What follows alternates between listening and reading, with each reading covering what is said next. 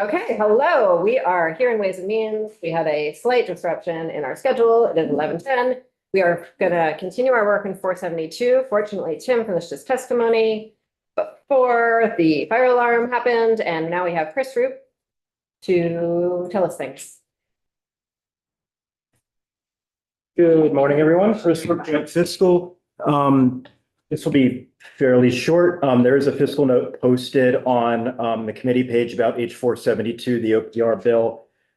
This note reflects what came out of the Senate. So I think what Tim alluded to is that the Senate basically took the early childhood educator bill and put it into this bill. So there were sort of two bills in one. The amendment that you all are going to see on the floor today removes the pieces that spoke to the early childhood educator licensure because that section is not funded in the budget that was passed and signed into law. So the remainder of the bill is going to look very similar to what you all saw when you saw it the first iteration. And House Gov Ops has approved that amendment. Yes. And the amendment or what's left of the bill after that amendment is basically one position to regulate mental health professions funded with a general fund appropriation. In future years, the cost of that position would move over to the professional regulation fund. But for year one, while the system gets up and running, it's funded with the general fund appropriations. And there was some budget. It is outside of the budget, but the budget construct accounts for it. Thank you. And the other piece was, if you all remember, OPR asked for some various fee changes and some new fees. The Senate did not change those, and the impact to the professional regulation fund from those fee changes works out to be about $220,000 a year. So that's, you won't see any surprises. It's really what you saw the first iteration. Great. Anything for Chris? Is there an updated fiscal note? There will be once you all do your thing. We don't do fiscal notes for floor amendments. So once the floor amendment goes through, there will be a new version that reflects what the House decided. And it's just going to strip out the early childhood educator pieces and basically look like the fiscal note for the as passed by House version. Okay. Thank you. Yep. Folks, anyone need anything else on this? Okay, if we get a shuffle, all those in favor? All those opposed? 6-5. 7-5, 7-4. I'm so sorry, you count. I'm just a little auctioneery. I think. This is your job, Bridget. 704. Yes. Thank you. I messed up earlier, so I can understand when you're taking it back. Yeah. No, Yeah. that was not why. Okay, thank you. This is usually Mark Higley who does who wants to. This one's what we like. Oh, great. Is that okay for you? Thank you. Okay. I'm gonna just meet briefly with Chris. You guys wait just like 10 minutes until we finish the next bill. Yeah. Thank you. Okay. Kirby. Keep your eye on your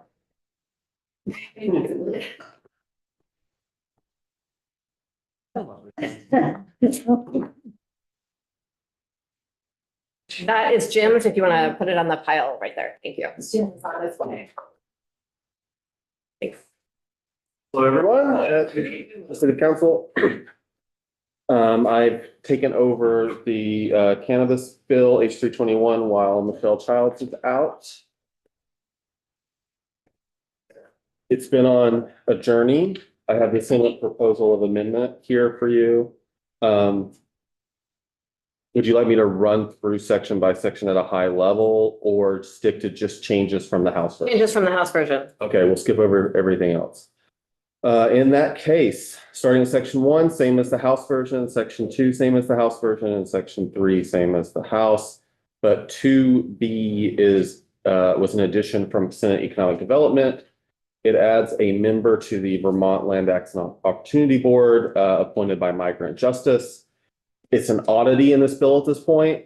There was discussion in Senate Economic Development of possibly using some cannabis excise tax money for this board. And Standing conversation. Yes. Huh? That's a long-standing conversation. And so This was included as part of those discussions. At the end of the day, though, this is the only thing related to the LAOB or migrant justice in the bill. Thanks. There's 2B. Like I said, 3, same as House.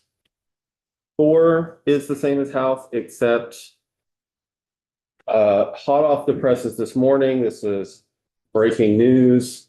Representative Byron, working with Senator Clarkson, has asked that I do a floor amendment for him, removing 4 sections from this bill.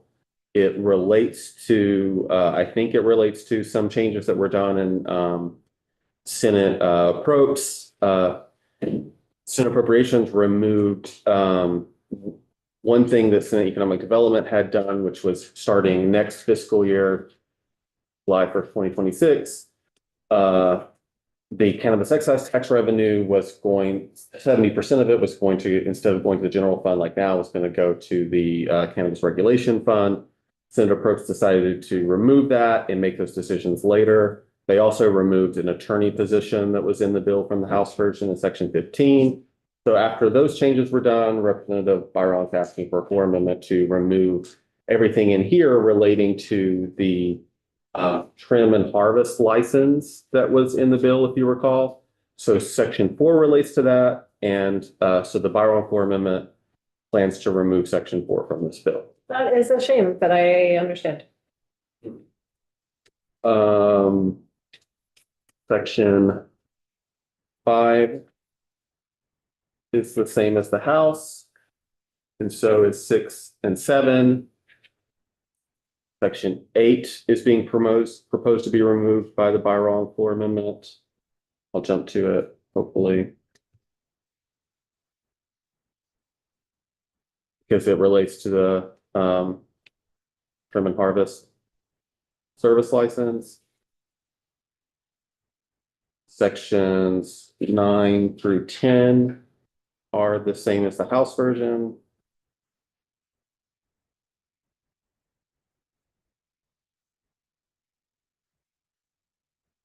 Sections 11 and 12 also relate to the trim and harvest service license. So they're being proposed to remove by the Byron amendment. There was a couple of things in Section 12 that were not about that, but I'll leave to the control board possibly to talk about that. There's a 2-year option for employee ID cards in Section 12 and the elimination of the intent to apply fee for retailers. Those were also in 12. So if the Byron amendment is passed or included, then those things would be removed also.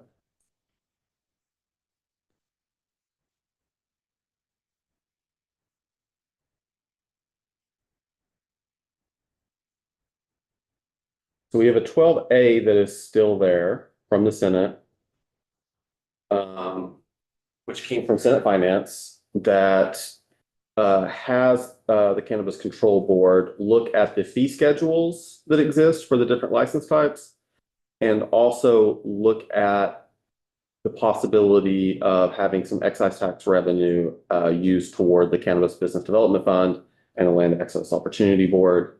There was some interest in economic development to move some money toward those things, and also change the fee schedule. That was not done in the Senate. What was done in Senate Finance instead was just to have the control board come back next year with some recommendations about those things. So that's 12A. Sections 13 and 14 are the same as the House version.